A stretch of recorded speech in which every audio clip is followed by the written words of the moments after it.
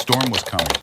Not just the one tearing across the Montana sky, but the one that would shatter Elena Frost's world into 1,000 jagged pieces and force her to decide, would she remain invisible or would she finally fight back? The wind had teeth.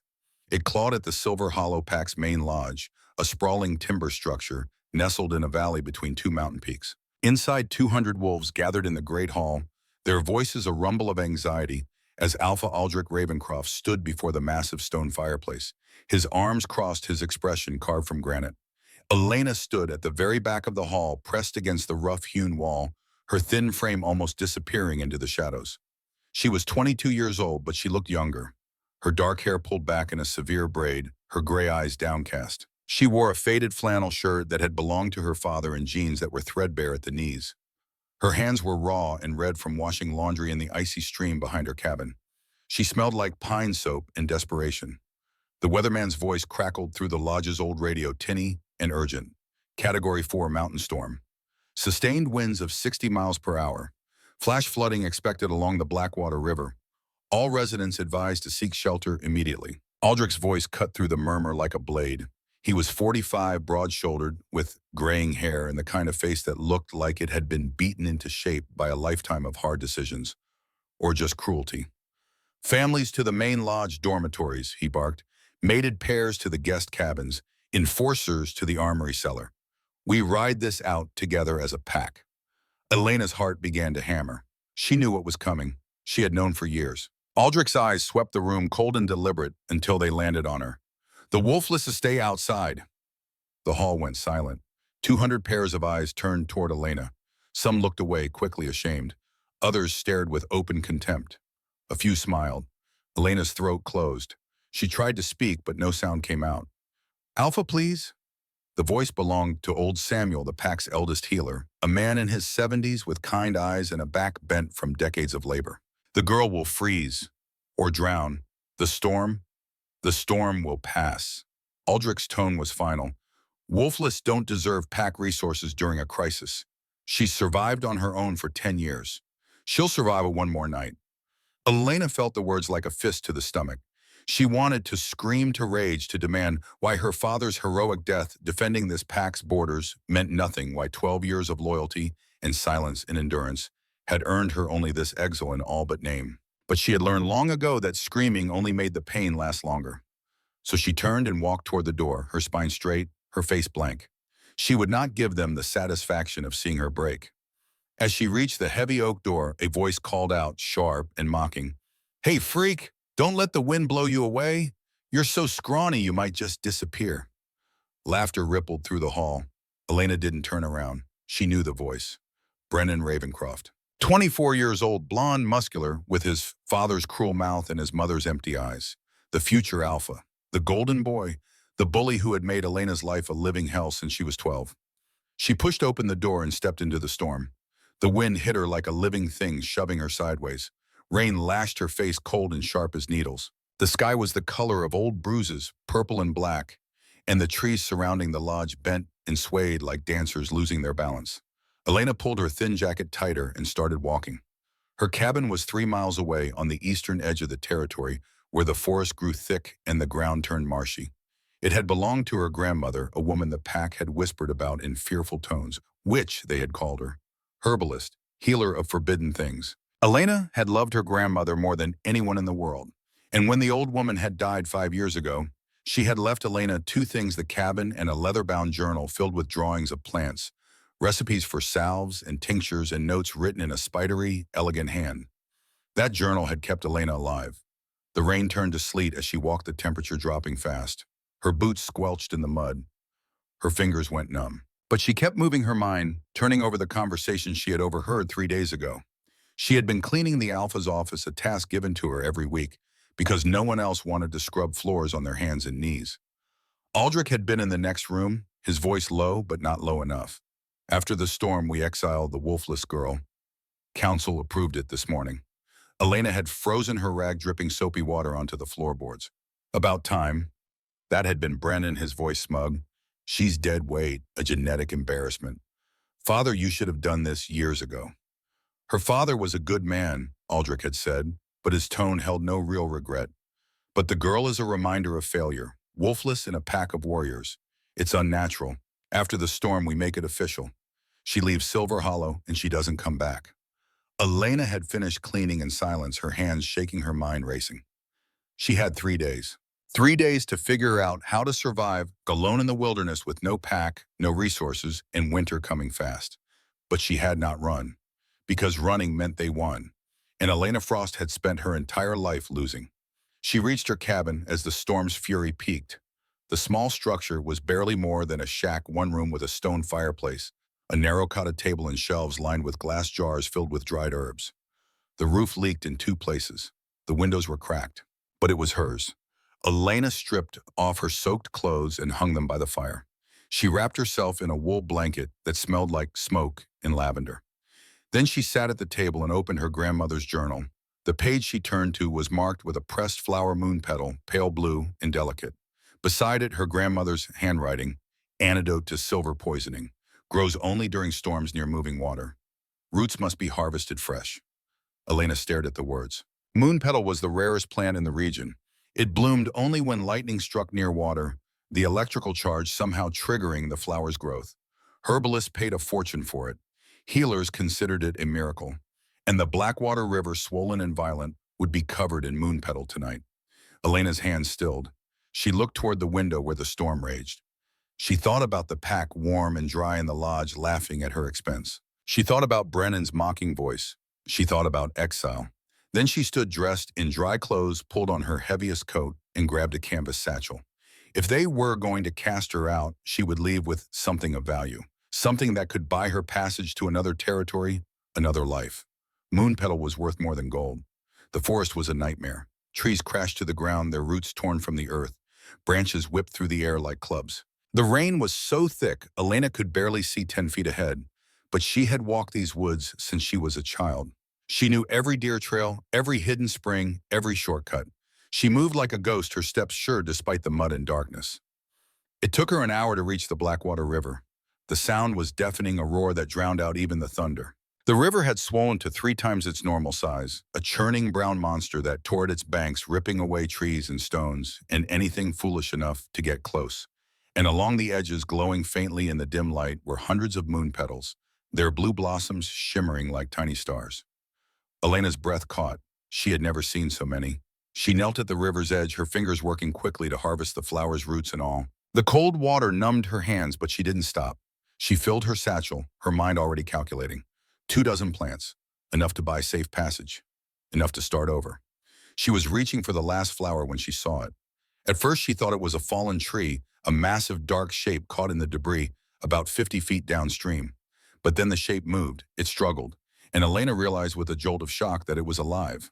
A wolf, but not just any wolf. It was enormous, easily 450 pounds, its fur black as midnight. Its back leg was tangled in a mess of branches and roots, the current dragging it under, then yanking it back up. Blood stained the water around it, dark and thick. Elena's instincts screamed at her to run. Unknown wolves were dangerous, rogues were deadly, and this wolf was far too large to be from Silver Hollow. It was a stranger, a threat. But even as her mind cataloged the danger, her feet were already moving. She grabbed a thick branch from the bank, wedged it into the riverbed, and used it as an anchor. Then she waded into the water. The cold was a physical blow, stealing her breath. The current pulled at her legs, trying to drag her downstream. But Elena had spent 10 years surviving on the margins, and she knew how to be stubborn. She reached the wolf and nearly recoiled. Up close, the damage was horrific. 3 deep gashes ran along its flank, parallel and precise. Claw marks, but wrong. Too clean, too symmetrical, like they had been made by something extinct. And embedded in the wolf's shoulder were 2 silver arrowheads, their tips glowing faintly with residual magic. But the worst was the collar. A thick band of silver circled the wolf's neck, burned into the flesh, the skin beneath raw and weeping. It was not a collar meant to restrain. It was a collar meant to torture. Elena's hands moved before her mind could catch up. She pulled her knife from her belt and began sawing at the branches trapping the wolf's leg. The wolf's head lifted, its eyes electric blue, startlingly human, locking onto hers. It snarled, a deep rattling sound that vibrated through the water. "I'm trying to help you," Elena shouted over the storm. "Hold still, or we both drown." The wolf's eyes narrowed, but it stopped thrashing. Elena sawed through the last branch and the wolf's leg came free. But the current surged and suddenly they were both underwater, tumbling, crashing into rocks and debris. Elena's lungs burned. Her vision went dark at the edges. Then something powerful grabbed her, not with teeth, but with purpose. The wolf. It kicked hard, its massive body cutting through the current, dragging them both toward the surface. They broke through, gasping, and the wolf's claws found purchase on the muddy bank. It hauled itself up, and Elena clung to its fur, her fingers numb, her body shaking violently. They collapsed together on the bank, a tangle of girl and beast, both too exhausted to move. Elena lay there staring up at the storm, her chest heaving. She had just saved a dying wolf. A wolf that was not hers, not her pack's, not even her species' responsibility. She had saved it because leaving it to drown was unthinkable. Slowly, painfully, Elena pushed herself upright. The wolf lay beside her, its massive chest rising and falling in shallow, labored breaths. It was dying. The silver poisoning alone would kill it within hours. Elena looked at her cabin 3 miles away. She looked at the wolf, 450 pounds of dead weight. She looked at her own hands, raw and bleeding. And she made a decision that would change everything. It took Elena 2 hours to drag the wolf to her cabin. She used the canvas tarp she kept for hauling firewood, looping a rope around her waist, and pulling with every ounce of strength she possessed. Her back screamed, her legs trembled. She fell 6 times, sobbing in frustration, her hands slipping in the mud. But she did not stop. By the time she reached the cabin, the storm had lessened to a steady, cold drizzle. Dawn was still hours away. Elena's body was a symphony of pain, but she forced herself to keep moving. She could not bring the wolf inside. The door was too narrow, the cot too small. But beside the cabin, hidden under a mound of overgrown ivy, was the entrance to her grandmother's root cellar. It was deep, dry, and most importantly, secret. No one in the pack knew it existed. Elena dragged the wolf to the cellar's entrance and heaved open the heavy wooden trapdoor. The hinges screamed. She half lowered, half dropped the wolf down the short ladder, wincing as it landed with a heavy thud on the dirt floor. Then she climbed down, lit a tallow candle, and finally got a clear look at what she had saved. The wolf was magnificent. Even unconscious, even broken, it radiated power. Its fur was thick and dark, its paws the size of dinner plates. But it was the scars that caught Elena's attention. Old scars layered over muscle, telling a story of battles fought and survived. And then she saw it. As she cleaned the mud from the wolf's shoulder, her fingers brushed against something beneath the fur. She parted the hair carefully, her breath catching. A brand. No, not a brand. A tattoo, impossibly intricate, worked into the skin in black ink. It was a wolf's head, snarling, crowned with a ring of stylized flames. Elena had seen that symbol once before in a book her grandmother had kept. It was the mark of the AlphaKing, the ruler of the Northern Territories, the wolf to whom every pack in 5 states owed fealty. Elena's hands began to shake. She had not saved a rogue. She had saved reality. For a moment, she simply sat there, staring at the mark, her mind refusing to process the implications. Then she forced herself to move. Royal or not, the wolf was dying. She worked through the night, first the silver collar. It had burned so deeply into the flesh that Elena had to cut it away piece by piece using her sharpest knife and a pair of pliers. The wolf groaned, even unconscious, its body twitching with pain. Next, the arrows. Elena sterilized her knife in the candle flame and dug the arrowheads out one by one. Silver poisoning had turned the wounds a sickly purple, the flesh hot and swollen. She packed them with a paste made from moon petal, crushed and mixed with honey and comfrey. The claw marks were last. They were deep carved into muscle, but clean. Too clean. Elena had seen wolf claws before. These were different. Precision cuts, made by something that no longer existed. Saber-toothed wolves had been extinct for 100 years. Their claws had been outlawed, their bodies burned, their very existence erased from history. They had been biological weapons engineered for war, too dangerous to control. Someone had used a saber-tooth's claws on this wolf. Someone with resources. Someone with intent. Elena stitched the wounds closed with gut thread, her hands steady despite her exhaustion. Then she covered the wolf with every blanket she owned and climbed out of the cellar. Inside her cabin, she collapsed onto her cot, still wearing her mud-caked clothes. The last thing she saw before sleep claimed her was the faint glow of dawn through the cracked window. And the last thing she heard was the sound of bones cracking. Elena jolted awake. Sunlight streamed through the window, harsh and bright. Her body ached, every muscle screaming in protest.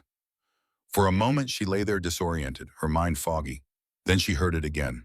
A crack sharp and wet like a tree branch snapping. It came from below, from the cellar. Elena rolled off the cot, grabbed the cast iron skillet from the fireplace, and crept toward the trapdoor in the cabin's main room. This door was a false entrance built by her grandmother to hide the cellar's true location. Elena pressed her ear to the wood. Another crack, then a groan, low, guttural, and unmistakably human. "Damn, Silver," a man's voice rasped. "Castellan, you bastard. I'll kill you. I'll rip out your throat and feed it to the crows." Elena's blood ran cold. She tightened her grip on the skillet and slowly, carefully lifted the trapdoor. The cellar below was dim lit only by the dying embers of the candle, but it was enough to see. The wolf was gone. In its place, sprawled against the far wall atop the pile of blankets, was a man. He was naked, his body a roadmap of muscle and scars, broad shoulders, lean waist, long legs. His skin was olive-toned, his dark hair wet with sweat falling into his eyes. And those eyes, electric blue, the same as the wolf's, were fixed on her with an intensity that made her want to run. Elena's voice came out as a whisper. "Who are you?" The man tried to stand, his jaw clenched, his hands braced against the wall, but his legs buckled, and he collapsed back onto the blankets with a curse. "Who are you?" Elena repeated louder, this time raising the skillet. The man's eyes flicked to the skillet, then back to her face. A faint, pained smile tugged at his lips. "That's not much of a weapon." "It'll crack your skull just fine," Elena shot back. The smile widened just a fraction. Then he touched his shoulder where Elena had removed the silver arrows. His fingers came away sticky with the green paste she had applied. He stared at it, then at the stitches running along his ribs, his flank, his neck. "You did this," he said. It was not a question. Elena nodded. The man closed his eyes, his breathing ragged. When he opened them again, the blue seemed brighter, sharper. "You pulled me from the river. You were dying. I still am." He touched the paste on his shoulder again, wincing. "Silver poisoning, it's in my blood, grounding me. I can't shift back." "You already shifted," Elena pointed out. "You're human now." "Barely." He met her gaze. "What pack is this?" "Silver Hollow." The man's expression darkened. "Aldrich Ravencroft's territory." Elena's heart skipped. "You know him." "I know of him." The man's voice turned cold. "And if you're smart, you'll get me out of here before he finds me. Because if Aldrich discovers I'm alive, he'll kill us both." Elena's grip on the skillet tightened. "Why?" The man hesitated. Then slowly he lifted his left arm, turning it so the candlelight fell on his bicep. The brand was there even in human form. The snarling wolf, the crown of flames. "My name is Darius Thornwolf," he said, his voice low and steady. "I am the AlphaKing of the Northern Territories. And 3 days ago, 6 of my own council tried to murder me." Elena's world tilted. The skillet slipped from her fingers and clattered to the floor. She had not saved a rogue. She had not even saved a noble. She had saved the king. And outside, somewhere in the forest, Brennan Ravencroft's voice rose in a howl, sharp and triumphant. He had found the blood trail. The silence in the cellar was absolute. Elena stared at Darius Thornwolf, her mind racing, her pulse pounding in her ears. The AlphaKing, the ruler of every pack from the Canadian border to the Colorado Plateau. The wolf whose word was law, whose power was legend, whose disappearance would mean chaos for half a continent. And he was sitting in her grandmother's root cellar, naked and bleeding with silver poisoning, turning his veins black beneath his skin. Darius watched her with those unsettling blue eyes, waiting. Not demanding, not commanding, just waiting, as if he understood that she needed a moment to process the impossible. Elena's voice came out hoarse. "The AlphaKing doesn't just wander into Silver Hollow territory and fall into a river." "No," Darius agreed. "He doesn't." "So what happened?" Darius's jaw tightened. He looked down at his hands, at the green paste still clinging to his fingers, and Elena saw something flicker across his face. Not pain, though she knew he must be in agony. Something deeper. Betrayal. 3 days ago," he said quietly, "I received a summons from Councillor Castellan Greymark, head of the Trade Council. He called for a treaty meeting at Three Rivers Falls neutral territory on the border between Montana and Wyoming. Said there were concerns about human encroachment, mining rights, territorial disputes. Standard issues." Elena lowered herself to sit on the bottom rung of the ladder, her legs suddenly unsteady. But it wasn't standard. It was an ambush. Darius's voice went flat, emotionless, the kind of tone that came from forcing feelings down into a locked box. "I brought 2 guards, Garrett and Vincent. Good men, loyal. They died in the first 30 seconds. Elena's breath caught. 6 alphas were waiting, Darius continued. Castellan and 5 others. They had weapons I haven't seen in 50 years. Saber-toothed claws forged into blades. Silver arrows tipped with poison. And a collar. He touched his neck where the burns were still raw and angry. This was designed to incapacitate, not kill. They wanted me alive long enough to suffer. Why? Elena whispered. Darius met her eyes. Because there's a law. If the AlphaKing is missing for 7 consecutive days, he is presumed dead. The council can hold an emergency election to choose a new king. Understanding crashed over Elena like cold water. They're going to elect Castellan. They already have the votes. 6 corrupt alphas control the wealthiest packs in the territory. They've been embezzling for years, siphoning pack taxes, selling resources to human corporations. I've been investigating them for 8 months. I had evidence, ledgers, testimonies. I was bringing it all to the High Alliance for judgment. So they decided to kill you first. Yes. Darius tried to stand again, and this time he made it halfway before his legs gave out. He caught himself on the wall, breathing hard. The silver, it's grounding me. I should be able to heal these wounds in hours. Instead, I'm as weak as... He stopped himself. As weak as a human, Elena finished quietly. As weak as me. Darius looked at her and something shifted in his expression. I didn't mean it that way. Elena, you saved my life. You pulled a dying king from a raging river with nothing but human strength and human will. That's not weakness. That's the opposite. Before Elena could respond, boots pounded on the cabin's front porch. How many days? Elena asked urgently. What? You said 7 days. What day are we on? Darius closed his eyes, calculating. The ambush was 3 days ago. Today is day 4. I have 3 days to reach Silver Peak and expose them. After that, Castellan becomes king by law, and I become a dead rogue who attacked his own council. 3 days, 500 miles, and Darius could barely stand. Elena stood abruptly. You need clothes and food and more medicine. Stay here, don't move, don't make noise. Where are you going? To make sure we both live through the next hour. She climbed out of the cellar and closed the trapdoor just as boots pounded on her front porch. The door to Elena's cabin slammed open without a knock, without warning. Brennan Ravencroft stood in the doorway, flanked by 3 of his father's enforcers. Derek, Mason, and Finn. All of them young, all of them cruel, all of them looking at Elena like she was prey. Brennan was soaked from the rain, his blonde hair plastered to his skull, his eyes bright with something that might have been excitement or might have been madness. In his hand, he held a scrap of canvas stained dark with blood. Well, well, Brennan said, stepping inside without invitation. His boots tracked mud across Elena's clean floor. Look what I found down by the river. Elena forced her face to remain blank. I don't know what that is. Don't you? Brennan held up the canvas. It was a piece torn from the tarp she'd used to drag Darius to the cabin. Found it snagged on a branch about 100 yards from here. Lots of blood, lots of tracks. Something heavy was dragged through the mud right up to your door. I was foraging during the storm, Elena said, her voice steady. I pulled some downed branches back for firewood. Firewood? Brennan's smile was sharp. That's funny, because I also found this. He pulled something else from his pocket. A tuft of black fur, longer and thicker than anything native to Silver Hollow. Elena's heart stopped. Brennan crossed the small cabin in 3 strides, backing Elena against the wall. He was close enough that she could smell the wet dog stench of him, could see the cruelty dancing in his pale eyes. You're hiding something, he said softly. Or someone. Now I'm going to search this cabin, and you're going to stand there quietly and let me. Because if you resist, if you run, if you so much as breathe wrong, I will hurt you. Do you understand? Elena met his gaze. There's nothing here. Then you won't mind if I look. Brennan turned away, surveying the cabin with theatrical slowness. The cot, the table, the shelves of herbs, the cold fireplace. His enforcers spread out, opening cupboards, kicking at the floorboards. Elena's mind raced. The cellar door was in the main room, disguised as part of the floor covered by a worn rug. If Brennan moved the rug, if he found the seam, if he opened the door, what's under here? Brennan asked, nudging the rug with his boot.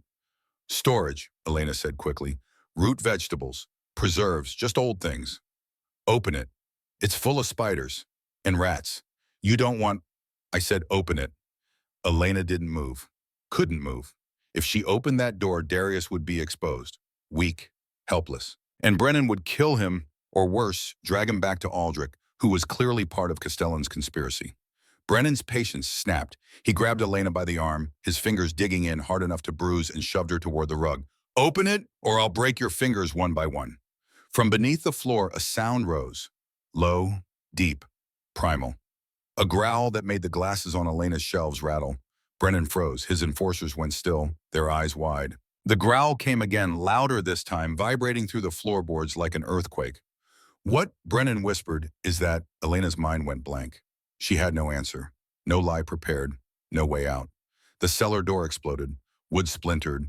The rug flew across the room. And Darius Thornwolf rose from the darkness like vengeance incarnate. He was still weak, still poisoned. But he was also 6 feet 4 inches of fury, his eyes blazing silver, his body radiating an alpha dominance so powerful that Brennan's enforcers stumbled backward whimpering. Darius moved faster than anything human should move. One moment he was at the cellar entrance. The next he had Brennan by the throat, lifting him 2 feet off the ground. "Touch her again," Darius snarled, his voice barely recognizable, "and I will tear out your throat with my teeth." Brennan's face turned purple. His hands clawed uselessly at Darius's grip. His enforcer stood paralyzed, caught between the instinct to flee and the instinct to fight. "Darius, no." Elena lunged forward, grabbing his arm. The muscle beneath her fingers was like steel. "Don't kill him. If you kill him, his father will bring the whole pack. They'll hunt us. They'll—" "Let them come," Darius growled. "He's not worth it," Elena pleaded. "He's not worth you becoming a murderer, please." Something in her voice broke through the rage. Darius's eyes flicked to Elena's face, saw the desperation there, and slowly, reluctantly, his grip loosened. He threw Brennan across the room. The young alpha crashed into Derek and Mason, and all three went down in a heap. Darius's voice dropped to a lethal whisper. "Get out." It was not a request. It was an alpha command backed by power that had ruled territories for a decade. The air itself seemed to bend around the words. Brennan scrambled to his feet, gasping his hand at his bruised throat. "You're dead," he choked out. "Both of you. My father will hear about this. You're dead." He ran. His enforcers followed, stumbling over each other in their haste to escape. The cabin door slammed shut. Silence fell. Elena turned to Darius, her hands shaking, adrenaline crashing through her system. "What have you done?" Darius swayed on his feet.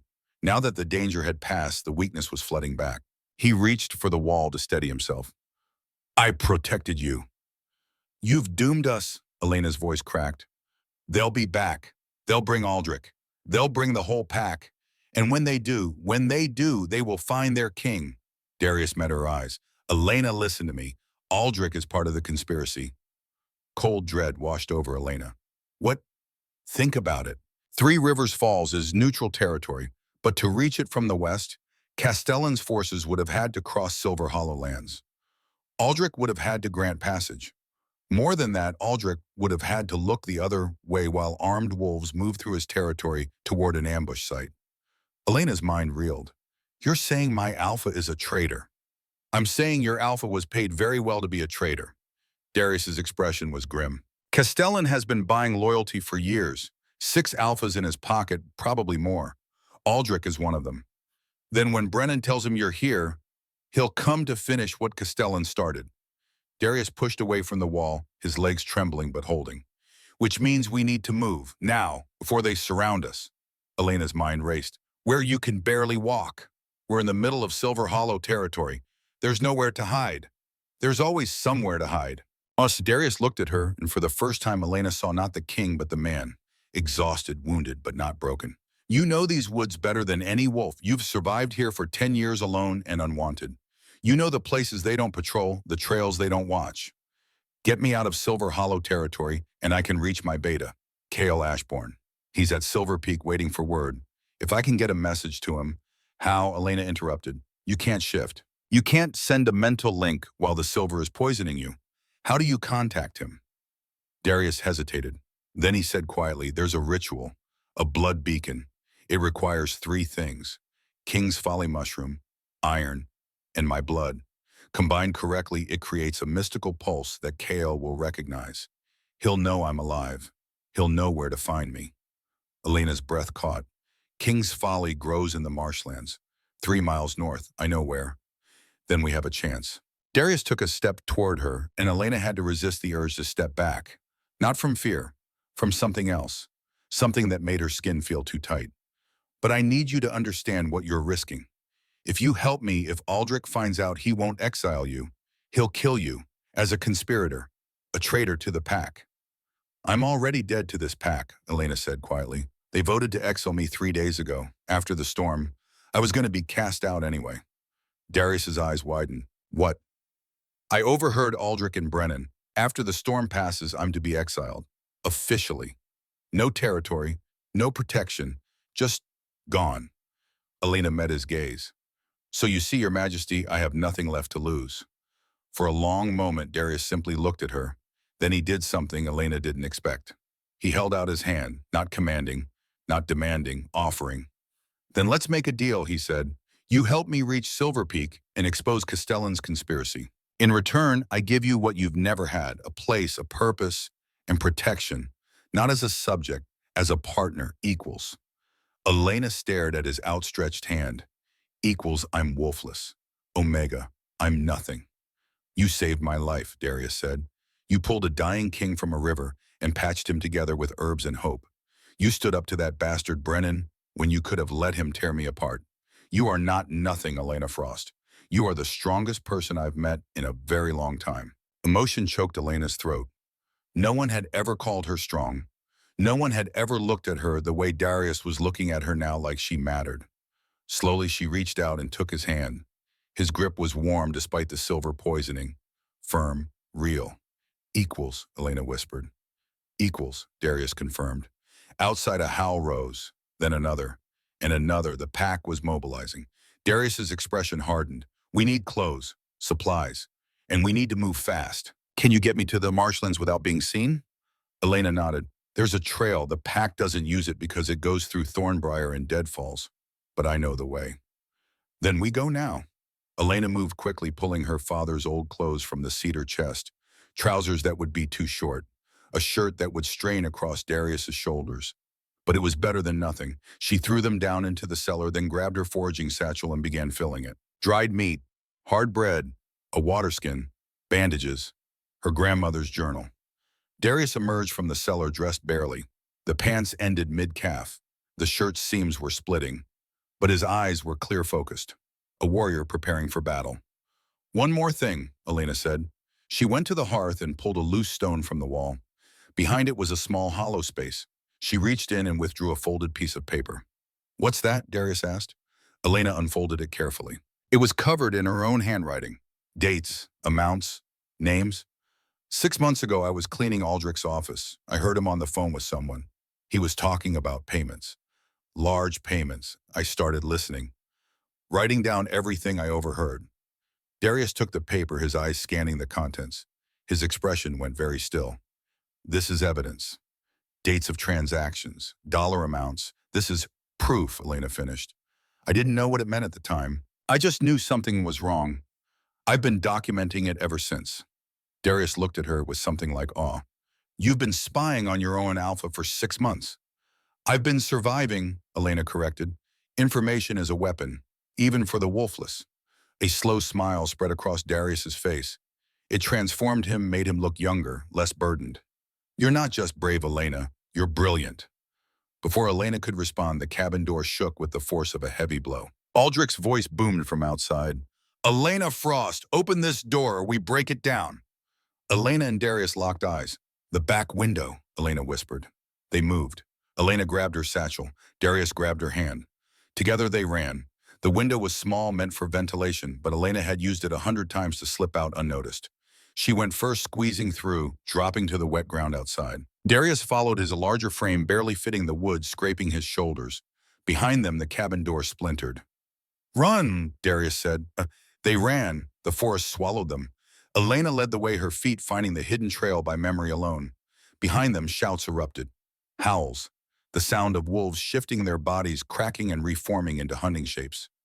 They're tracking us, Darius panted. The exertion was costing him. His breathing was labored, his steps uneven. Not for long, Elena said. She veered off the trail, plunging into a thicket of thornbriar so dense it looked impenetrable. But Elena knew the secret.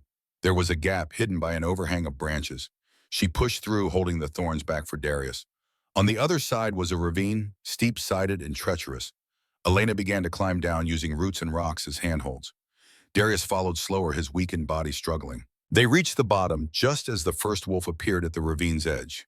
It was one of Brennan's enforcers, Derek. He snarled down at them, preparing to jump. Elena didn't think. She grabbed a handful of dirt and threw it hard. It hit Derek square in the snout, and he yelped, backing away. Keep moving, Darius urged. The ravine led to a creek swollen from the storm. They waded through it, the icy water soaking them to the waist, covering their scent. Elena's teeth chattered. Darius's lips were turning blue. But they kept moving. 2 miles. 3. The marshlands appeared through the trees, fog-shrouded and eerie. The ground turned soft, sucking at their boots. Elena navigated by landmarks, a lightning-struck pine, here a cluster of white stones there. And then they were there, the ancient oak grove. Gnarled trees, their trunks thick as houses, their branches reaching toward the sky like arthritic fingers. And growing on the largest oak clustered around a rotting wound in the bark was King's Folly, a parasitic mushroom pale and luminescent. Elena began to harvest it, her cold fingers working quickly. Darius leaned against a tree, his breathing ragged. How much do you need? Elena asked. 6 caps, no 8, to be safe. Elena had gathered 5 when she heard voices. She froze. Darius straightened his hand, going to his side where a weapon should be. 3 Silver Hollow enforcers emerged from the fog. Not Brennan's crew, older wolves, Aldrich's personal guard. Well, well, one of them said. His name was Garrett Stone, no relation to Brennan, despite the shared surname. He was 50, scarred and utterly loyal to Aldrich. The wolfless girl and her rogue. We're not bothering anyone, Elena said, stepping in front of Darius. Just let us go. Can't do that. Garrett's eyes were cold. Alpha's orders. Kill the rogue. Bring you back for questioning. He wants to know what you've been documenting in that journal of yours. Fear spiked through Elena. They knew. And after questioning, Darius asked, his voice low. Garrett shrugged. After questioning, you both die. But hey, at least you'll have company. The other 2 enforcers began to circle, cutting off escape routes. Elena's mind raced. 3 trained wolves, 1 poison king, 1 wolfless girl. No weapons, no chance.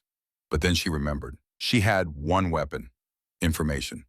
Wait, Elena said loudly. Wait, Garrett, does Aldrich know who this man is? Garrett laughed. Some rogue your soft heart couldn't resist. Who cares? He's not a rogue. Elena pulled Darius's shirt aside, exposing his shoulder. The royal brand was clearly visible, even in the dim light.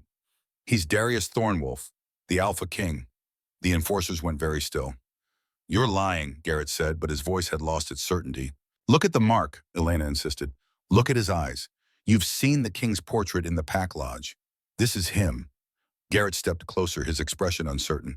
He looked at the brand, at Darius's face, and Elena saw the exact moment recognition hit. Oh gods, Garrett whispered. It's true. Your Alpha, Darius said quietly, is part of a conspiracy to murder me and install Counselor Castellan Greymark as the new king. In 3 days, if I don't reach Silver Peak, Castellan becomes king by law. And every wolf who helped him, including Aldrich Ravencroft, will be rewarded with power and territory. That's insane, Garrett said, but he sounded shaken. Is it? Darius took a step forward. Aldrich allowed Castellan's forces to cross Silver Hollow lands unchallenged. He provided maps of neutral territory for the ambush. And now he's trying to kill me to cover it up. What does that sound like to you? One of the other enforcers, a younger wolf named Marcus, spoke up. Garrett, if this is true, if we kill the king... It's not true, Garrett snapped. It can't be. Alpha Aldrich wouldn't... Your Alpha, Darius interrupted, his voice ringing with a command, has been receiving payments from Counselor Castellan for 8 years. $5 million. Elena has the documentation, dates, amounts, bank transfers. Garrett's eyes cut to Elena. Show me. Elena hesitated. If she gave up the evidence, she lost her only leverage. But if she didn't, she pulled the folded paper from her satchel and handed it over. Garrett read it, his expression growing darker with every line. This is Aldrich's handwriting. These account numbers, I've seen them in the pack ledgers. He's a traitor, Darius said flatly. And if you kill me, you become traitors too. Accomplices to regicide. The High Alliance will hunt you for the rest of your lives. The 3 enforcers exchanged glances. Elena could see the conflict in their faces. Loyalty to their Alpha, fear of the consequences, uncertainty. Finally, Garrett folded the paper and handed it back to Elena. We didn't see you, he said quietly. We searched the marshlands, found nothing. You understand? Relief flooded through Elena. Thank you. Don't thank me. Garrett's voice was bitter. I'm not doing this for you. I'm doing this because I took an oath to the Northern Territories not to a corrupt Alpha. He looked at Darius. Your Majesty, when you reach Silver Peak, remember that not all of Silver Hollow followed Aldrich into treason. Darius inclined his head. I will remember. The 3 enforcers melted back into the fog. Elena sagged against a tree, her legs suddenly weak. That was too close. You saved us, Darius said, again, with words this time instead of herbs. I just told the truth. The truth is the most powerful weapon there is. Darius straightened, forcing strength back into his frame. Finish harvesting. We need to complete the beacon before Aldrich realizes his enforcers let us go. Elena gathered the remaining mushroom caps, then searched the ground for iron. She found an old rusted nail half buried in the mud. It would do. Darius took the ingredients and began the ritual. He crushed the mushroom caps, mixed them with water from the creek, and added the nail. Then he pulled out his knife and sliced his palm, letting his blood drip into the mixture. The liquid began to glow, faintly at first, then brighter, pulsing with a blue-white light that hurt to look at directly. Darius closed his eyes and whispered words in a language Elena didn't recognize. Ancient wolf tongue, perhaps. The liquid's glow intensified, then shot upward in a beam of light that pierced the fog and vanished into the sky. Done, Darius said. He swayed on his feet, the effort having cost him dearly. Elena caught him, her arm around his waist, supporting him. How long until your beta sees it? Hours, maybe a day. He'll come as fast as he can. Then we need to hide until he arrives. Darius nodded. Where, Elena thought.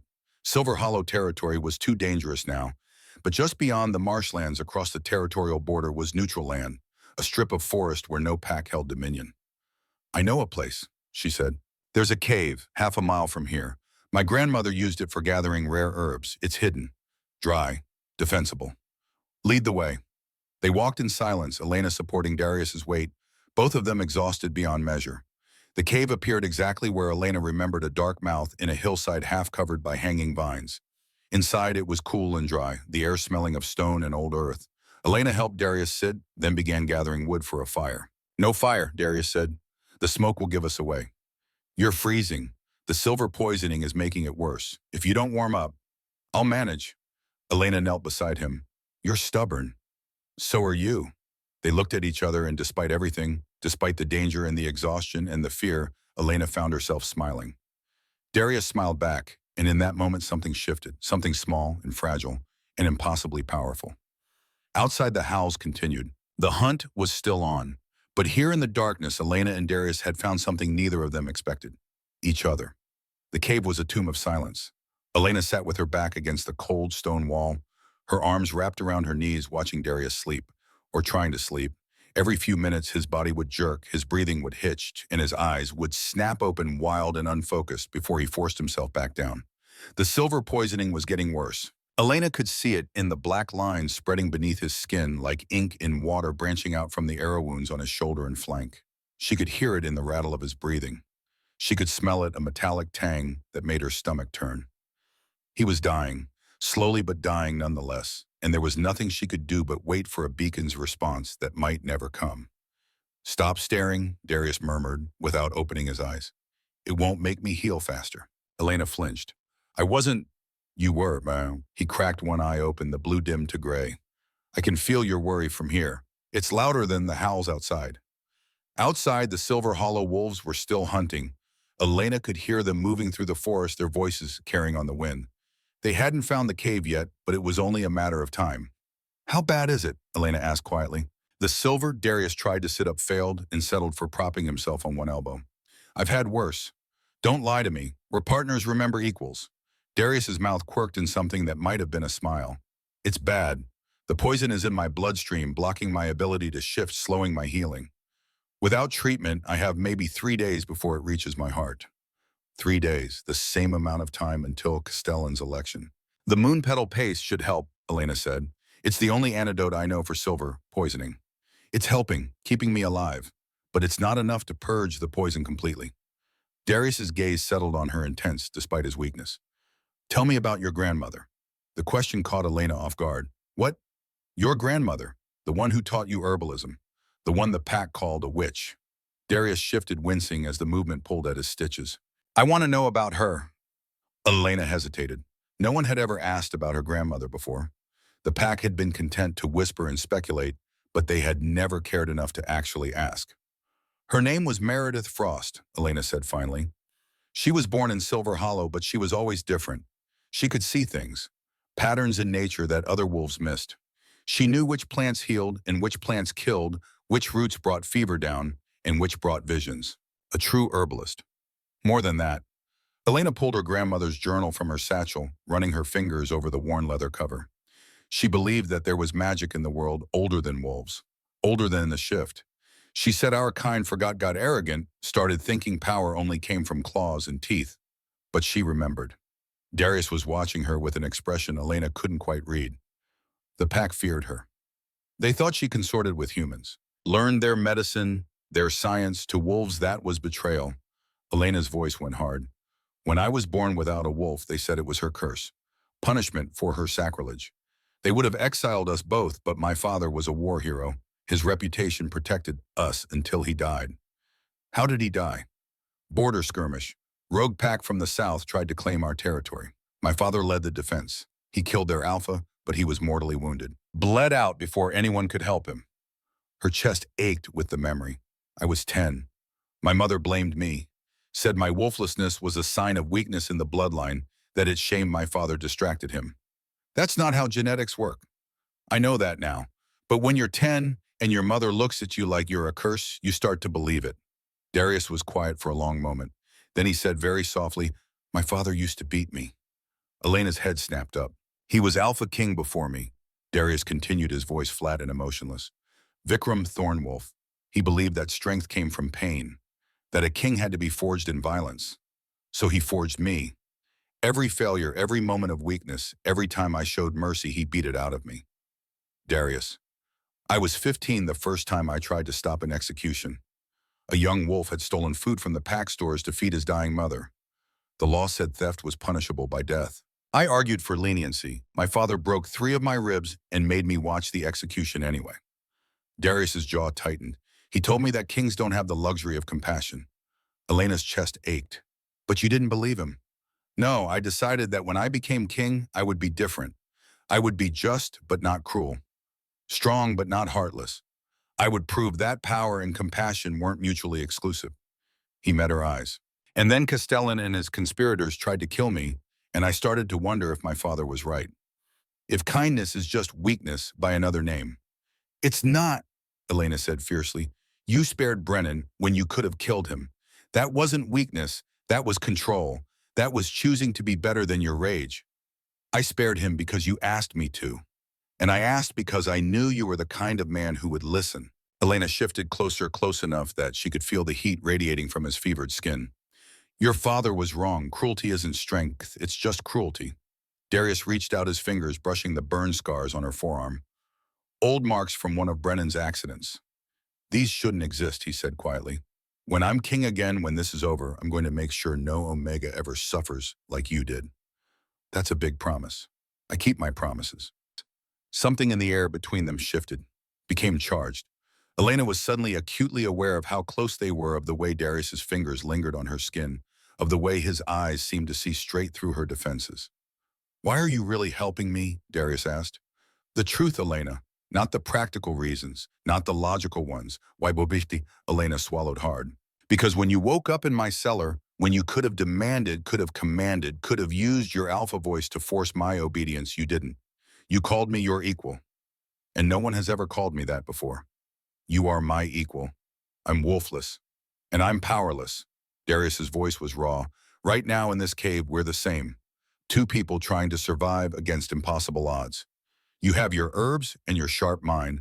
I have my title and my fading strength. We need each other. Partners, Elena whispered. More than that. Darius's hand moved from her arm to her face, his thumb tracing the line of her jaw. Elena, when I'm close to you, when I smell your scent, rain and herbs, and something uniquely you, my wolf recognizes something. Even trapped and poisoned, he knows. Elena's breath caught. Knows what? That you're mine.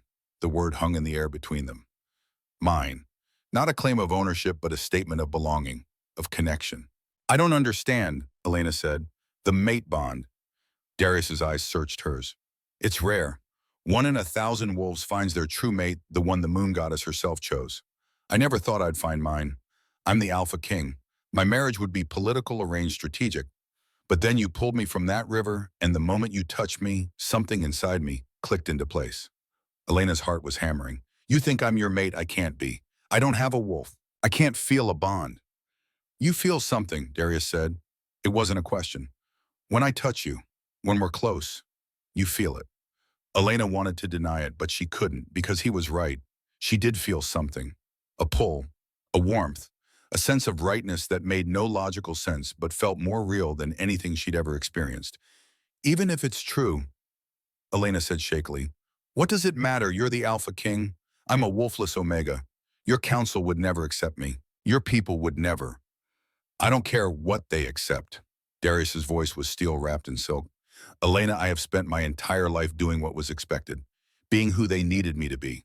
Strong, ruthless, alone. And it almost got me killed. If I survive this, if I take back my throne, I'm done living for everyone else's expectations.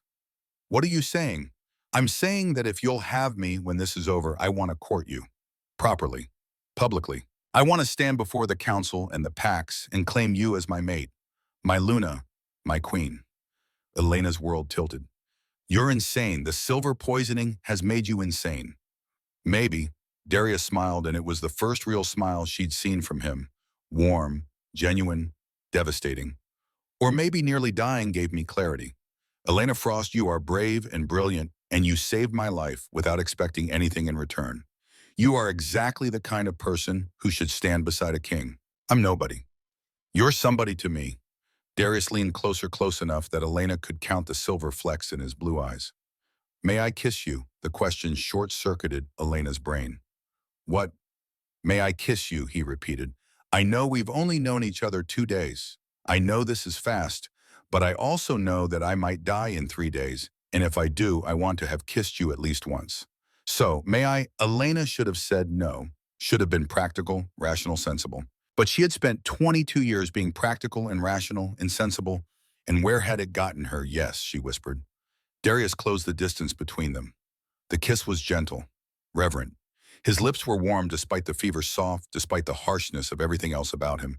He cupped her face with one hand, his thumb stroking her cheekbone, and kissed her like she was something precious. Elena's eyes fluttered closed. She had never been kissed before, had never been touched with anything resembling tenderness. And now the Alpha King was kissing her in a cave while his enemies hunted them, and it felt like the world was ending and beginning all at once. When Darius pulled back, his eyes were glowing. Not metaphorically or metaphorically, literally glowing a soft silver light that made Elena's breath catch. What? She started, and then pain exploded through her neck. Elena gasped, her hand flying to the side of her throat. It felt like someone had pressed a red-hot brand to her skin. Burning, searing. She tried to pull away, but Darius's hand was on her shoulder, holding her steady. I'm sorry, he said, his voice thick with something between anguish and wonder. I didn't mean to. The bond, I couldn't control. Elena's fingers found the spot that burned. The skin was raised hot to the touch. Marked. You bit me, she said dumbly. Not with teeth, with magic. Darius's hand covered hers, pressing against the mark. The mate bond. When it's strong enough, when both wolves want it, it manifests as a mark, a claiming. I didn't mean for it to happen so fast, but Elena, you have to understand, my wolf is dying. He knew this might be his only chance to claim you, to make sure you were protected, even if I... Stop. Elena's voice was sharp. Don't talk about dying. It's a possibility we have to consider. No. Elena pulled his hand away from her neck and laced her fingers through his. You're not going to die. I won't let you. We're going to wait for your beta to see the beacon. We're going to get you to Silver Peak. We're going to expose Castellan and his conspirators. And then you're going to keep your promise to court me properly. Understood. Darius stared at her. Then he laughed, a rough, startled sound. You're giving orders to the Alpha King. I'm giving orders to my partner, my equal. Remember. I remember. Darius pulled her closer, resting his forehead against hers. Elena, whatever happens, I want you to know. You changed everything. You changed me. Before Elena could respond, a howl split the night. Close. Too close. Darius's head snapped toward the cave entrance. They found us. Elena scrambled to her feet, her mind racing. The cave had only one exit. If wolves were outside, they were trapped.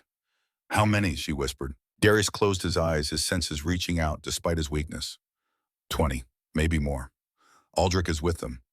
I can smell his scent. And Brennan. Can you fight? Not well, not for long. Darius struggled to stand, using the cave wall for support. But I can buy you time to run. There's a crack in the back of the cave. You're small enough to squeeze through. It leads to a ravine on the other side. I'm not leaving you. Elena, we're partners, remember, equals. Which means we fight together or we die together. So tell me, Your Majesty, do you have a plan or do we improvise? Darius looked at her for a long moment. Then he smiled, fierce and wild. We improvise. The wolves surrounded the cave entrance. Elena could see their shadows moving in the moonlight, hear their low growls. Aldrich's voice boomed from outside. Darius Thornwolf, you're surrounded. Come out peacefully and I'll make your death quick. Generous of him, Darius muttered. What do we do? Elena asked. Darius scanned the cave, his tactical mind working despite the poison. You said your grandmother's journal had formulas, salves, tinctures. Does it have anything that explodes? Elena blinked. Explodes. Burns, smokes, creates a distraction. Elena flipped through the journal frantically. Here, cayenne powder mixed with sulfur and rendered fat. She called it dragon's breath, said it created a blinding smoke that burned the eyes and throat. Do you have the ingredients? Elena checked her satchel. Cayenne, yes. Sulfur. I have a small amount for treating skin infections. Rendered fat. She looked around the cave. No. Use this. Darius pulled off his shirt, revealing the lattice of scars and stitches across his torso. Sweat. It'll work. Grind the ingredients together, smear it on cloth, and we'll light it when they come in. Elena worked fast, her hands steady despite the fear coursing through her. She ground the cayenne and sulfur together, mixed it with the oil from Darius's skin, and smeared the paste onto a strip of cloth torn from her own shirt. Outside, Aldrich was losing patience. Last chance, Thornwell, come out or we come in. Let them come, Darius said. He positioned himself near the entrance, a heavy rock in one hand. Elena, when I signal, light the cloth and throw it at their feet. Then run for the back crack. Don't wait for me. I'm not Elena. Darius's voice was pure alpha command. Please, if something happens to me, someone needs to survive to tell the truth, to get the evidence to Silver Peak. That someone is you. Before Elena could argue, the wolves charged. They came in a wave of fur and fangs, Brennan in the lead, his wolf form massive and golden. Aldrich was right behind him, gray-furred and scarred. Darius didn't wait. He threw the rock with devastating accuracy, catching Brennan square in the skull. The young wolf yelped and went down stunned. Now, Darius shouted. Elena struck the flint against steel, sparks flying. The cloth caught fire, and she hurled it into the massive bodies. The dragon's breath ignited. Smoke exploded outward, thick and acrid and blinding. Wolves screamed, their sensitive eyes and noses overwhelmed. They stumbled into each other, snapping and snarling in confusion. Darius grabbed Elena's hand. Run. Then they ran for the back crack, Darius shoving Elena through first. The space was barely wide enough for her shoulders. She wriggled through her clothes, tearing on the rough stone, and dropped into the ravine on the other side. Darius followed, his larger frame struggling. He was halfway through when claws raked across his leg. Aldrich had recovered from the smoke. He had Darius's ankle in his jaws, trying to drag him back. No! Elena grabbed a rock and threw it as hard as she could. It struck Aldrich's shoulder, not enough to hurt, but enough to distract. The alpha's jaws loosened for a split second. Darius ripped free and fell through the crack, landing hard on the ravine floor. Blood poured from new wounds on his calf. Can you walk? Elena asked. I can run. Darius was on his feet, limping but moving. Go. They ran through the ravine, their footsteps echoing off the stone walls. Behind them, the wolves were regrouping, squeezing through the crack one by one. The ravine opened onto a steep hillside. At the bottom, barely visible in the moonlight, was a road. A human road. If we reach that, Darius panted, we're in neutral territory. They can't follow without risking exposure. They half ran, half fell down the hillside. Elena's lungs burned, her legs screamed, but she kept moving. They were 20 feet from the road when a howl split the air. Not from behind, from ahead. A massive wolf stepped onto the road, blocking their path. But this wolf wasn't from Silver Hollow. Its fur was red gold, its eyes amber, and around its neck was a collar bearing the insignia of the Crimson Moon Pack. The Royal Guard. The wolf shifted, bones cracking and reforming until a man stood in its place. He was 30, scarred, with short dark hair and amber eyes that missed nothing. Your Majesty, the man said, dropping to one knee. Beta KL Ashbourne, reporting for duty. Darius nearly collapsed with relief. You saw the beacon. 4 hours ago, I flew through the night. Kale's eyes flicked to Elena, then to the pursuing wolves cresting the hill behind them. We need to move. I have a transport waiting 3 miles west. Can you make it? We'll make it, Darius said. Kale nodded. Then he shifted back into wolf form, turned to face the Silver Hollow wolves, and roared a challenge that shook the trees. The Silver Hollow wolves stopped uncertain. This was a royal guard. Attacking him was an act of war. Aldrich shifted to human form, his face twisted with rage. That's the Alpha King you're protecting, Kyle. He's been accused of attacking his own council. He's a criminal. He's my king, Kale said flatly, and you, Aldrich Ravencroft, are under arrest for treason. Aldrich's face went white. 2 days ago, an anonymous source delivered evidence to the High Alliance. Kale continued. His voice was merciless. Financial records, testimony from inside sources. They launched a secret investigation into Councillor Castellan Greymark's activities. They found evidence of embezzlement, bribery, conspiracy, and they found your name on the list of co-conspirators, Aldrich, along with 5 other alphas. That's a lie. The evidence is being presented to the Grand Council as we speak. Kale's voice was merciless. This morning, when the King's beacon appeared, I already had orders to extract him and bring him to trial. Castellan was arrested 3 hours ago when he tried to flee Silver Peak. His election has been canceled, and warrants have been issued for all his accomplices, including you. Aldrich's world crumbled visibly. He looked at Darius, at Elena, at his own wolves, who were backing away from him in horror. You, he snarled at Elena. This is your fault. You and your cursed documenting. I should have killed you years ago. You should have been a better alpha, Elena said coldly. Aldrich lunged. Kale was faster. He shifted mid-leap, his wolf form crashing into Aldrich's human one. They went down in a tangle of limbs and fur. Aldrich screamed. When Kyle stepped back, Aldrich was unconscious, his arm bent at an unnatural angle. Transport! Now, Kale barked. They ran. 3 miles through the forest, Darius leaning heavily on Elena, Kale scouting ahead. When they reached the clearing, a helicopter was waiting, its blades already spinning. Kale helped Darius into the passenger bay. Elena climbed in after him, her hands shaking with adrenaline. As the helicopter lifted off, Elena looked down at Silver Hollow territory, at the wolves scattering below, and felt something inside her break free. She was leaving. Not as an exile, not as a fugitive, but as a survivor. Darius's hand found hers. Thank you, he said quietly, for everything. Elena squeezed his fingers. We're not done yet. You still have to become king again. And you still have to become my Luna. When Elena's breath caught. Darius, I meant what I said. When this is over, I'm claiming you in front of the council. Let them object. Let them rage. You saved my life, Elena. You saved my kingdom, and I'm going to spend the rest of my life making sure everyone knows it. Elena looked at this broken, fierce, impossible man, and she did something she never thought she'd do. She believed him. The helicopter banked east toward Silver Peak, toward justice, toward a future Elena had never dared to imagine. But the story was not over, not yet. The helicopter ride took 3 hours. 3 hours during which Darius drifted in and out of consciousness, his fever spiking the silver poisoning, fighting Elena's moon petal paste for control of his blood.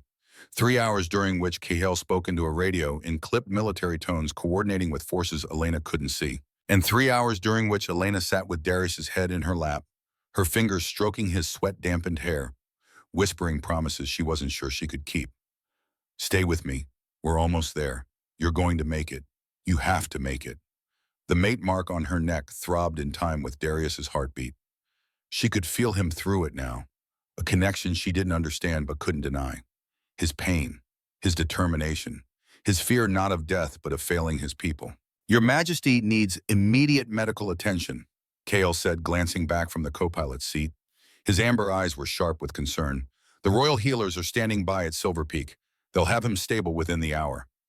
He's been poisoned for 4 days, Elena said, her voice tight. How much damage has it done?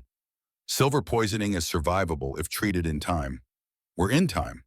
Kale's tone was confident, but Elena saw the tension in his shoulders. You did well keeping him alive. The moon petal paste, most healers wouldn't have thought of it. My grandmother taught me. Then your grandmother saved the kingdom. Kale's expression softened slightly. What's your name? Elena. Elena Frost. Well, Elena Frost, when we land, there's going to be chaos. The council has been in emergency session for 2 days. Half of them think the king is dead. The other half think he's been kidnapped by human extremists. When we walk in with a very much alive Darius Thornwolf and evidence of a conspiracy, things are going to get loud. Elena's stomach clenched. I'm just supposed to... What? Stand there? Oh, you're supposed to tell the truth. Ko met her eyes. The king trusts you. That's enough for me. But the council, they're going to want to know who you are, where you came from, and why their king is mate-marked to a wolfless Omega. Elena's hand flew to her neck, covering the mark self-consciously. They can see it.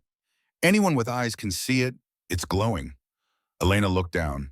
In the dim cabin light, she could see the faint silver luminescence emanating from beneath her palm. The mark was the shape of a crescent moon, intricate and beautiful, pulsing with Darius's heartbeat. I didn't ask for this, Elena whispered.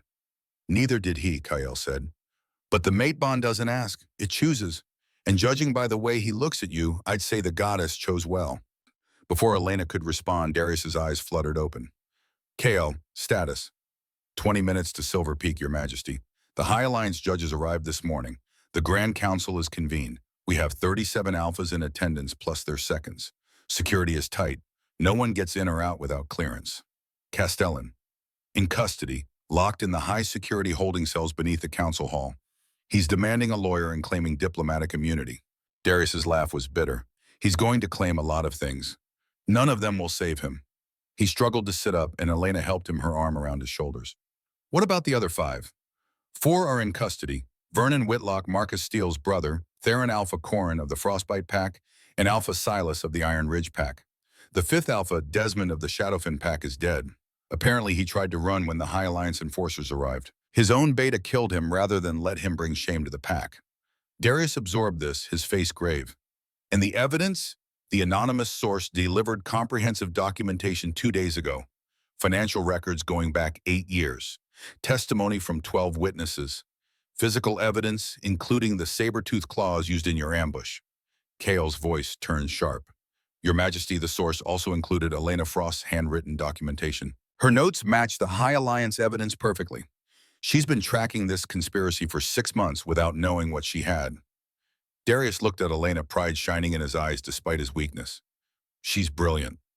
She's also going to be a key witness at trial, Kael said. The council will want to hear from her directly. Elena's mouth went dry. I've never spoken in front of more than 10 people at once. You'll speak in front of 500, Kael said matter-of-factly. Every alpha in the Northern Territories will be watching. The High Alliance's judges will be presiding. This isn't just a trial, Elena. It's the most important legal proceeding in werewolf history. The council tried to murder the king. If we don't handle this right, we'll have civil war. The weight of it crashed over Elena like a wave. Civil war. Hundreds of packs, thousands of wolves, all watching her, a wolfless Omega who had spent her entire life trying to be invisible. I can't, she whispered. You can. Darius's hand covered hers, warm and steady despite the fever. Elena, you faced down Brennan Ravencroft. You convinced Garrett Stone to let us go by speaking truth to power. You saved my life 3 times with nothing but courage and intelligence. Speaking in front of the council, you were born for this. I'm nobody.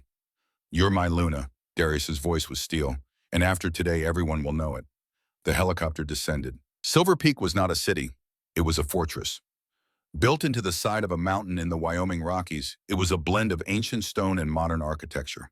Massive walls, guard towers, and at its heart, rising like a cathedral, was the Grand Council Hall, a structure of glass and timber that could hold 1,000 wolves. As the helicopter touched down on the landing pad, Elena saw them. Wolves everywhere. Royal guards in crimson uniforms, council enforcers in black, healers in white.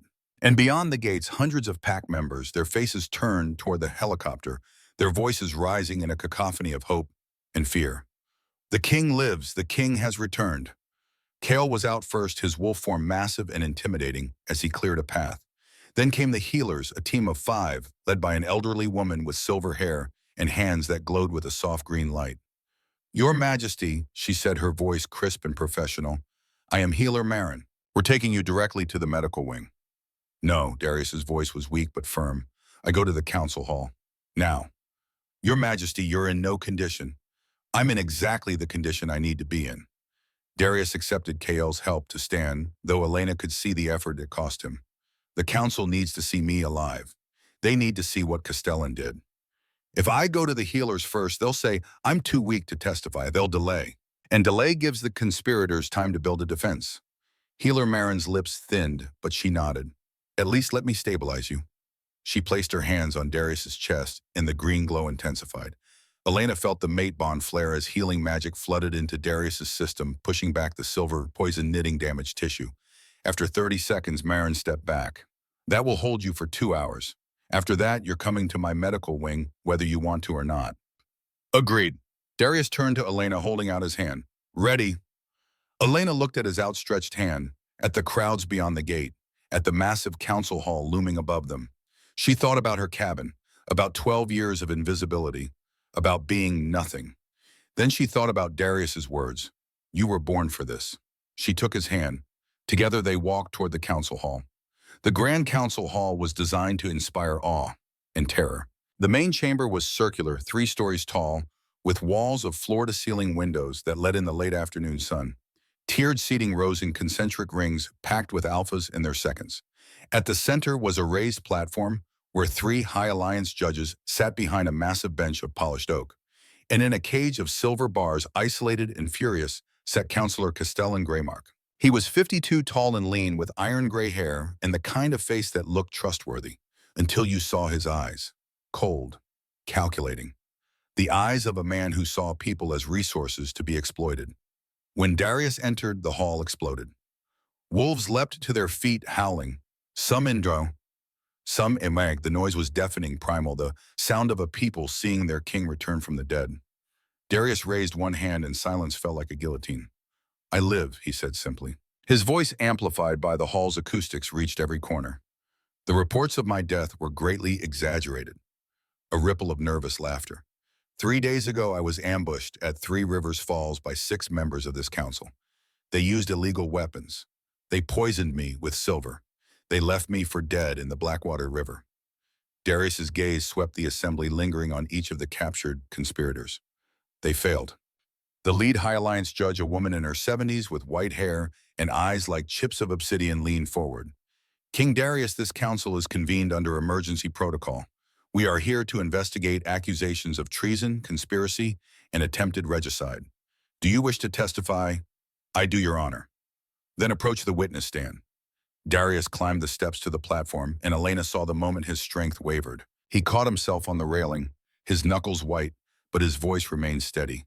For the next 20 minutes, Darius recounted the ambush, the fake treaty meeting, the saber-toothed claws, the silver collar, the 6 conspirators, Castellan, Aldrich, Vernon, Theron Corin, and Silas, working in concert. And then he spoke the words that changed everything. But this conspiracy goes beyond 6 corrupt alphas. It is systemic. For 8 years, these wolves have been embezzling from PAC taxes. $500 million stolen from the very people they swore to protect. They sold resources to human corporations. They planned to dissolve the council and install Castellan as a dictator. Gasps rippled through the hall. I have evidence, Darius continued, financial records, testimony, and I have a witness who has been documenting this conspiracy for 6 months, unaware of what she had uncovered. He turned his eyes, finding Elena in the crowd. Elena Frost, please approach. Elena's legs didn't want to move. The mate bond pulsed, and she felt Darius's encouragement, his absolute faith in her flowing through the connection. She stood, walked down the aisle, climbed the steps. 500 pairs of eyes tracked her every movement. The lead judge looked her up and down, her expression unreadable. State your name and PAC affiliation. Elena Frost. I was of the Silver Hollow PAC. Elena's voice shook, but she forced it steady. I say was because 3 days ago, Alpha Aldrich Ravencroft voted to exile me after the storm. I overheard the decision. He wanted me gone because I'm wolfless, because I'm a reminder of his PAC's imperfection. Murmurs in the crowd. And yet, the judge said, her eyes sharp, you wear the king's mate mark. Explain. Elena's hand went to her neck. I don't fully understand it myself, Your Honor. 4 days ago, during the storm, I went to the Blackwater River to harvest moon petal. I found a wolf trapped in the debris. Dying, I pulled him out. I brought him to my cabin. I treated his wounds with herbalism my grandmother taught me. I didn't know he was the king. I just knew he needed help. And the mate bond, Elena looked at Darius. It happened in a cave while we were hiding from Aldrich's enforcers. We kissed, and the bond manifested. I didn't ask for it. I don't have a wolf. I don't understand how it's even possible, but it's real. The judge leaned back, her expression thoughtful. You are aware that the king's mate becomes Luna, queen of all PACs in the Northern Territories. You, a wolfless Omega, would hold that position. I'm aware, Elena said quietly, and I'm terrified. But I'm also aware that I saved his life 3 times. I convinced enforcers to let us go by speaking truth about Eldrick's treason. I've been documenting evidence of this conspiracy for 6 months. I may not be a wolf, Your Honor, but I know what's right. And what Castellan and his allies did, it's wrong. The judge smiled. It was a small, approving smile. Well said. Now tell this counsel about your documentation. Elena pulled the folded paper from her pocket, creased, stained, but intact. 6 months ago, I overheard Alpha Aldrich on the phone. He was discussing payments, large sums of money. I started writing down everything I heard. Dates, amounts, account numbers. I didn't know what it meant, but I knew it was wrong. I kept listening. I kept documenting. She handed the paper to the judge, who unfolded it and read. Her eyebrows rose. This matches the High Alliance evidence exactly. Every date, every amount. She looked up. Elena Frost, do you know who the anonymous source was? The one who delivered the comprehensive evidence 2 days ago? Elena shook her head. No, Your Honor. I do. Every head in the hall turned. Standing in the doorway, flanked by 2 royal guards, was Garrett Stone, the enforcer from Silver Hollow, the one who had let Elena and Darius go in the marshlands. He walked down the aisle, his expression grim. When he reached the platform, he knelt before Darius. Your Majesty, I am the source. 2 days ago, after I let you go, I returned to Silver Hollow. I went to Alpha Aldrich's office. I copied every file, every ledger, every secret communication, and I delivered it all to the High Alliance. Darius stared. You betrayed your Alpha. I betrayed a traitor, Garrett corrected. I took an oath to the Northern Territories, not to Aldrich Ravencroft. When I saw the King's brand on your shoulder, when I heard what he'd done, I knew where my loyalty belonged. He turned to the judges. I have testimony to give. About Aldrich's involvement, about payments he received, about his orders to kill the King on sight. The lead judge nodded. Your testimony is accepted. You will be granted immunity in exchange for full cooperation. For the next hour, the trial unfolded. Garrett testified. Elena testified. Financial experts presented the embezzlement evidence. Healers testified about Darius's injuries, confirming the saber-tooth claw wounds and silver poisoning. And through it all, Castellan sat in his cage, silent and seething. Finally, the lead judge spoke. Counselor Castellan Greymark, you stand accused of high treason, conspiracy to commit regicide, embezzlement, and corruption. The evidence against you is overwhelming. Do you have anything to say in your defense? Castellan rose slowly. When he spoke, his voice was cold and precise. I regret nothing. This council is weak. We sit on a continent rich with resources, and we hide from humans like frightened children. I wanted to change that, to make us strong, to make us rule as we were meant to. By murdering your king, the judge asked. By removing an obstacle. Castellan's gaze locked onto Darius. You're soft Thornwolf. You negotiate with humans. You protect Omegas. You waste our strength on compassion. Under my rule, the werewolf nation would have been a superpower. Under your rule, Darius said quietly, the werewolf nation would have been a dictatorship built on greed and blood. Castellan smiled. Perhaps, but at least it would have been strong. The lead judge's expression turned to ice. Counselor Greymark, this council finds you guilty on all charges. The sentence for high treason is death. However, the High Alliance has a different punishment in mind, one befitting your crimes. She nodded to a robed figure Elena hadn't noticed before, a shaman ancient and bent with eyes that glowed white. You will be stripped of your wolf, the judge pronounced. You will be exiled to the human world. You will live out your days as the very thing you despise, weak, powerless, and mortal. You will remember what you were, but you will never shift again. Castellan's face went white. No, no, you can't. The shaman raised his hands and the silver cage around Castellan began to glow. Castellan screamed. It was a sound that would haunt Elena's nightmares, the sound of something fundamental being ripped away. The shaman chanted in the old tongue, and Castellan's body convulsed, his back arching, his mouth open in a silent howl. And then with a sound like shattering glass, it was done. Castellan collapsed. When he looked up, his eyes were empty. Human. The wolf was gone. The same sentence was passed on the other conspirators. Vernon, Theron, Corin, and Silas. One by one they were stripped and dragged away, broken and weeping. When it was Aldrich's turn, he'd been brought in under heavy guard. Elena felt nothing, no satisfaction, no pity, just a cold, distant relief that he could never hurt another Omega again. The trial ended as the sun set, painting the council hall in shades of gold and crimson. The lead judge stood. King Darius Thornwolf, you have survived an attempted coup. You have exposed corruption at the highest levels of our government. And you have done so with the help of a woman who proves that strength comes in many forms. She looked at Elena. This council recognizes Elena Frost as the king's mate, as his Luna, as our queen. The hall erupted in howls. This time they were howls of acceptance. Darius took Elena's hand and raised it high. My Luna, my equal, my salvation. Elena's eyes burned with tears she refused to let fall. This was real. This was happening. She was no longer invisible. But there was one more challenge. As the crowd dispersed, as the conspirators were led away, as the sun dipped below the mountains, Kale approached with a grim expression. Your Majesty, there's an issue. The traditional council members, the ones who weren't involved in the conspiracy, are concerned. Concerned about what? Darius asked, though his tone suggested he already knew. About the Luna, about her lack of a wolf. They're not openly opposing you, but they're questioning whether she can fulfill the traditional duties. Leading hunts, bearing heirs, commanding respect. Darius's expression darkened.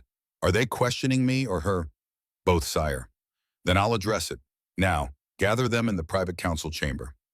20 minutes later, Elena stood before 12 alphas in a wood-paneled room that smelled of old leather and older power. These were the traditionalists, the wolves who had served under Darius's father, the ones who believed in the old ways. At their head was Alpha Magnus, a man in his 60s with a gray beard and eyes like flint. Your Majesty, Magnus said carefully, we mean no disrespect, but the role of Luna is sacred. It requires strength, Darius interrupted, intelligence, courage, loyalty. Elena has all of that and more. But she has no wolf, Magnus said bluntly. She cannot lead a hunt. She cannot defend herself in combat. She cannot produce a true heir, a pup with the royal bloodline. These are not trivial concerns. Darius took a step forward, his alpha aura flooding the room. Let me be very clear. Elena Frost saved my life 3 times. She exposed a conspiracy that would have destroyed this kingdom. She stood before 500 wolves today and spoke truth without flinching. She wears my mate mark given by the goddess herself. Your Majesty, I'm not finished. Darius's voice was steel. You say she cannot lead a hunt. She doesn't need to. She can lead a council. You say she cannot defend herself in combat. She defended me with nothing but herbs and quick thinking. You say she cannot produce a true heir. I say the goddess chose her for a reason, and I trust the goddess more than I trust your outdated traditions. The room was silent. Magnus met Darius's gaze. And if we cannot accept this, then you're free to leave the council, Darius said flatly. I won't force anyone to serve under a king they don't respect. But I will not abandon my mate to placate wolves who value bloodlines over character. Magnus held his gaze for a long, tense moment. Then slowly he knelt. I meant no disrespect to the Lady Elena, he said. You are right, Your Majesty. Strength comes in many forms. If you believe in her, then so do I. One by one, the other alphas knelt. When they rose, Magnus turned to Elena. My lady, I have one question, not a challenge, just curiosity. What do you bring to this role? What will you do as Luna that no other wolf could? Elena's mind raced. Then she thought of her grandmother, of 12 years of suffering, of every Omega who had been discarded, abused, forgotten. I bring perspective, Elena said quietly. I know what it's like to be powerless, to be invisible, to be told you're worthless because of something you can't control. And I will make sure that no Omega in this kingdom ever feels that way again. I'm going to create shelters, education programs, legal protections. I'm going to make sure that strength is valued in all its forms, not just the strength of fangs and claws. Magnus's expression softened. That is a worthy goal, my lady, and you have my support.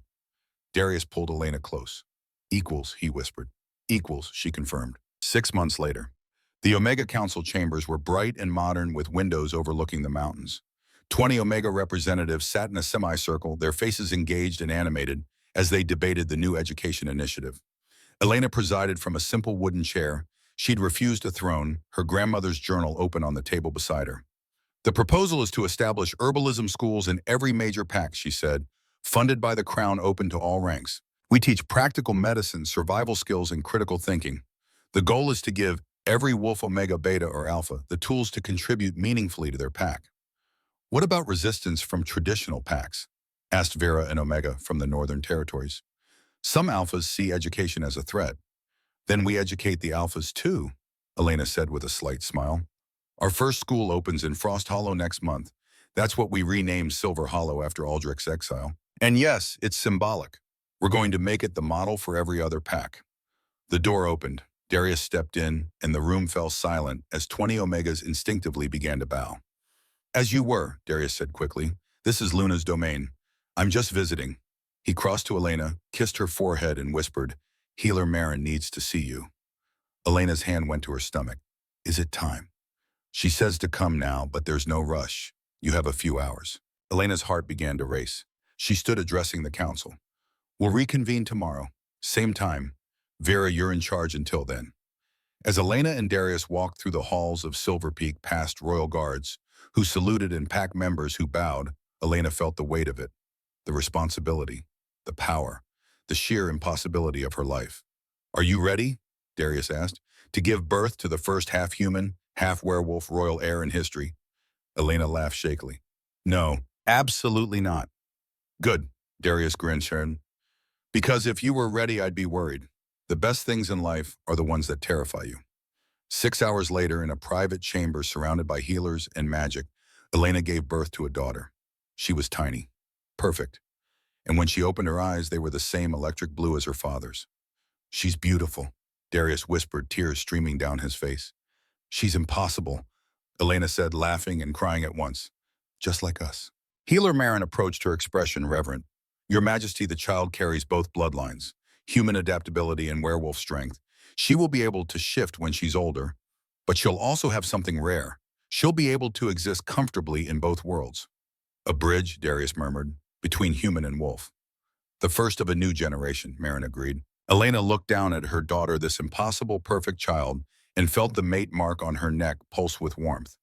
What do we name her? Darius asked. Elena thought of her grandmother, of moon petals and storms, of being saved and saving in return. Meredith, she said, after my grandmother, and her middle name Tempest, because she was born from a storm. Darius kissed Elena's temple. Meredith Tempest Thornwolf, the princess who will change everything, 1 year later. The Grand Council Hall was packed again, but this time it wasn't for a trial. It was for a celebration. The Omega Protection Act had passed unanimously. Every pack in the Northern Territories was now required to provide shelter, education, and legal representation to Omegas. Abuse was a criminal offense. Exile based on wolf status was forbidden. Elena stood at the podium, baby Meredith in her arms, and addressed the assembly. A year ago, I stood here as a witness to treason. I was terrified. I was nobody. I was a wolfless Omega who had spent her entire life being invisible. She paused, looking out at the sea of faces. Alphas and Omegas. Betas and healers. Young and old. But I learned something. Strength doesn't always roar. Sometimes strength is the quiet voice at the end of the day saying, I will try again tomorrow. It's the hand that heals instead of harms, the mind that questions instead of blindly obeying, the heart that chooses compassion even when cruelty would be easier. She held up her grandmother's journal. This book saved the king, but more than that, it saved me. It taught me that knowledge is power, that even the smallest voice can speak truth to corruption, that being different isn't a curse, it's a gift. She looked at Darius standing to the side, his eyes shining with pride. Today we've changed the law, but laws only matter if we change hearts. So I'm asking every wolf here, Alpha, Beta, Omega, to see each other, really see each other, not as ranks, but as people, as partners, as equals. The hall erupted in howls of approval. As Elena stepped down, Meredith gurgled happily, reaching tiny hands toward the crowd. And in the back of the hall, Garrett Stone stood with a group of former Silver Hollow wolves, the ones who had stayed loyal, who had helped rebuild Frost Hollow into a model pack. He caught Elena's eye and nodded, a simple gesture of respect. Elena nodded back. She was no longer invisible. She was the Luna who had changed a kingdom. And her story, the story of the wolfless girl who saved a king, would be told for generations. The sun was setting over Frost Hollow, painting the new Omega shelter in shades of gold. It was a beautiful building, 3 stories tall, with a library, a medical wing, and classrooms for herbalism and literacy. Above the door, carved in wood, was a quote from Elena's grandmother, "Magic is not in the shift, but in the choice to heal." Lena stood in the garden watching as Meredith, now 5 years old, wild-haired and fearless, chased butterflies with a group of Omega children. Her daughter shifted effortlessly between human and wolf form, her laughter ringing like bells. Darius came up behind Elena, wrapping his arms around her waist, resting his chin on her shoulder. She's going to be trouble, he murmured. She's going to be extraordinary, Elena corrected, just like her mother. Elena turned in his arms, looking up at the man who had changed her life, the king who had called her equal when no one else would, the wolf who had chosen her again and again, despite every obstacle. Do you ever regret it? She asked softly. Choosing the council still grumbles sometimes. They say a wolfless Luna is a sign of weakness. Darius cupped her face, his thumb tracing the mate mark that still glowed faintly on her neck. Let them grumble. You are the strongest person I know. You saved me. You saved the kingdom. You changed laws that had stood for centuries. And you did it all without a wolf, without rank, without anything but your brilliant mind and your fierce heart. He leaned down, his forehead touching hers.